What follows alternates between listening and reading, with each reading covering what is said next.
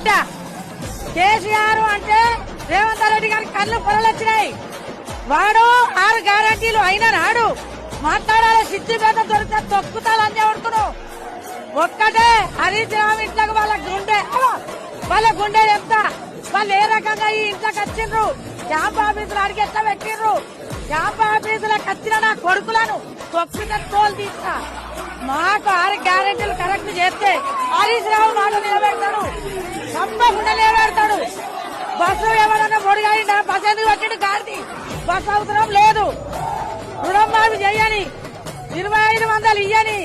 2 లక్షల రుణమాఫీ చేసామని చెప్తుండే కదా, మరి చెయ్యలే, ఎవరికి వేయలే పైసలు.